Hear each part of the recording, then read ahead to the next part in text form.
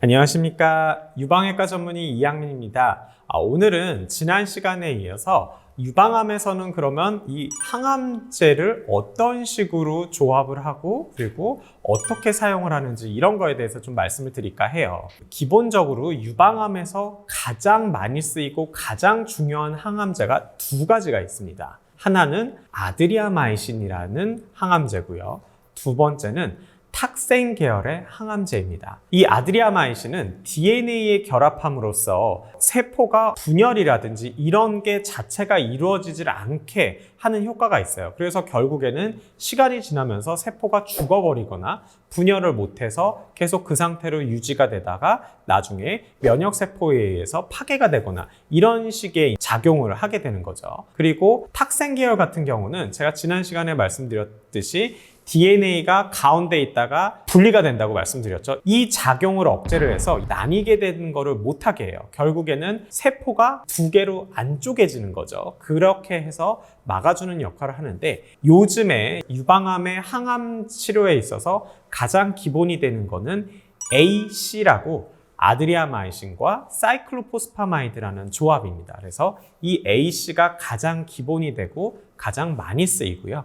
거기에다가 이제 탁센 계열의 파클리탁셀이라든지 도시탁셀이라든지 이런 것들이 개발이 돼서 요즘에 많이 쓰이고 있습니다. 그러면 이거를 어떻게 조합을 하냐? 사실 조합법도 굉장히 많고 어떤 상황이냐에 따라서 굉장히 다양한데요. 사실 이런 거는 모르셔도 됩니다. 단, 유방암에 있어서 항암 치료는 대부분 단독으로 쓰이지 않고 두 가지 이상의 항암제를 같이 쓰는 것들이 굉장히 많아요. 그 이유는 하나의 기전을 통해서 쓰는 것보다 서로 다른 기전의 항암제를 섞어서 우리가 칵테일 세라피라고 얘기를 하는데 이 조합을 해서 하면은 그 효과가 더 좋기 때문에 같이 조합을 해서 사용을 하게 됩니다. 그래서 그런 것들을 하게 되고요. 또 하나 어떤 식으로 쓰는지를 결정함에 있어서 중요한 게 보조 항암요법이냐 수술 전 선행 항암요법이냐 이거에 따라서도 조금 조합이 틀려지게 돼요. 보조요법이라는 건 뭐냐면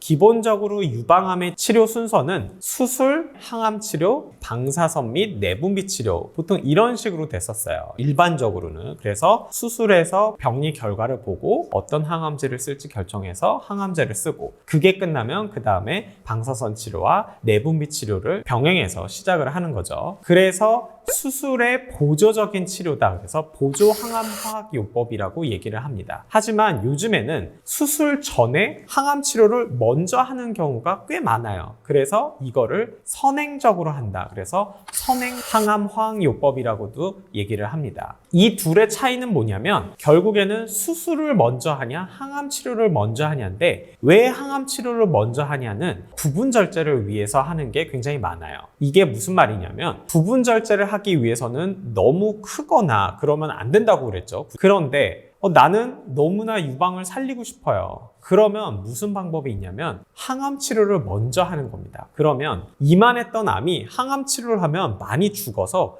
굉장히 많이 줄어들어요. 그리고 심지어는 완전히 없어지는 경우도 있어요.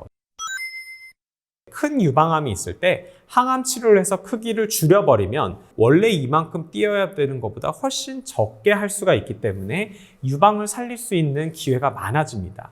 이런 경우에 선행화학요법을 많이들 시행을 하고 있어요. 그리고 또 하나는 뭐냐면 다른 장기에 전이를 하지는 않았지만 좀 많이 진행이 됐을 경우 특히 겨드랑이 림프절에 전이가 있을 정도로 진행이 된 경우에서는 항암 치료를 먼저 해서 유방과 겨드랑이 뿐만이 아니라 다른 데 이미 가 있을 암세포를 먼저 죽여버리고 그러고 나서 수술을 하는 거죠. 진행이 꽤 된 상태에서 수술을 하면 국소 재발도 높고 그래요. 하지만 항암 치료를 먼저 한 다음에 수술을 하게 되면 국소 재발률도 낮출 수 있고 여러 가지 이점이 있기 때문에 이런 경우에서도 선행적으로 항암 치료를 하게 됩니다. 그래서 이 두 가지, 하나는 유방암의 크기를 줄여서 유방을 살리도록 하기 위한 목적, 또 하나는 조금 진행을 꽤 해서 먼저 항암 치료로 얘네들을 조금 조절을 한 다음에 그 다음에 수술을 하기 위한 목적으로 사용을 하게 됩니다. 그래서 오늘은 이렇게 유방암에 있어서의 항암 치료를 어떤 식으로 사용을 하는지를 말씀을 드렸고, 다음 영상에서는 항암 치료의 부작용이 어느 정도 되고 이런 것들을 어떻게 좀 관리를 해야 되는지 이런 내용으로 찾아뵙도록 하겠습니다.